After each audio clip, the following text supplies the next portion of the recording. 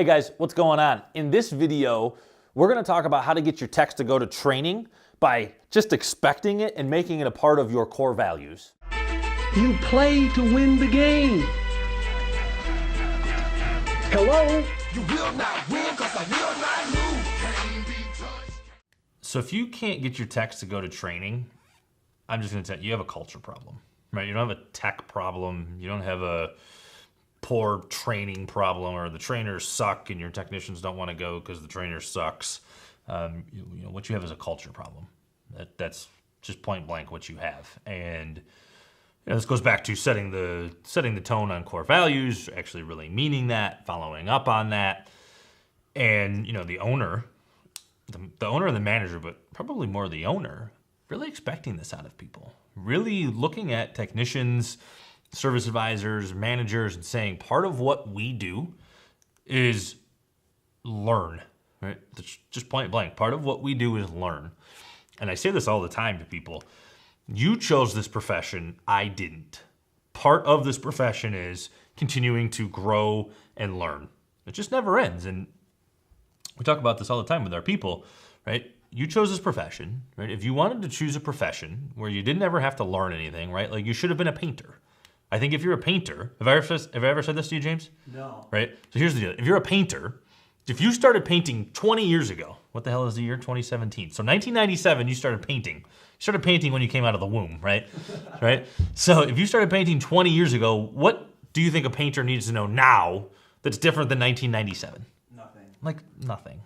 I mean, no disrespect to painters. I'm sure you're like super smart people and I'm sure there's things, right? But it's not dramatically different.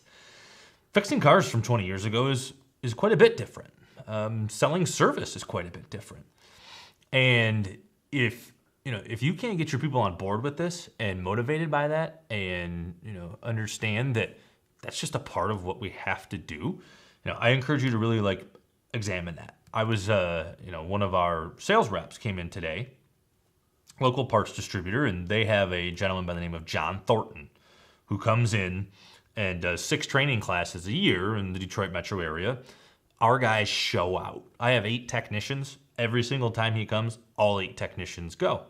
We've had scenarios where all of the service advisors, and me included, we've had 13 people at one of John Thornton's training, I think actually two of John Thornton's training sessions in the metro Detroit area. And it's just part of our culture. But this service, or the sales rep was asking, he's like, why do you guys show, like, how do you get all of your guys to show up? And I say, it's just part of our culture. It's part of our core values. So one of our core values is be great at what you do, right? And we really think being great at what you do, a huge portion of that, and that's a pretty overarching concept within our business, but a huge portion of that is continuously developing new skills, right? And we reward people when they continuously develop new skills. Am I telling you have to have a core values bonus review? You don't. That's the way we do it. Incentivize your guys to go to training. Encourage them to go to training. Encourage them, right, the older guys, to go with the younger guys. Talk shop, talk car, right? Like create that bond, create that unity within your shop where learning is part of what we do. And if you can get them to do it outside of the building, what I guarantee you will happen is they'll help each other inside of the building, right? They will say, hey, you know what? Part of our culture, part of what we do, we got to train people. We got to teach people. And you'll watch the older guys help the younger guys because that's just part of the culture and that's what is expected of them. And you'll be amazed at how compliant people are in following expectations if they know what the expectations are. So, like I said, I'm going to go back to this. If you can't get your guys to go to training, and in whatever facet it is, service advisor or technician training, right? You have a culture problem, right? It's not a service advisor problem. It's not a technician problem. It's a culture problem. And the person who sets the culture and the tone for the culture and what the culture looks like and what it means and how it's defined is the owner. So I guess what I'm really saying is if you can't get your techs to go to training, you don't have a culture problem. You got an owner problem, which I think is also a culture problem. So hit me up, guys.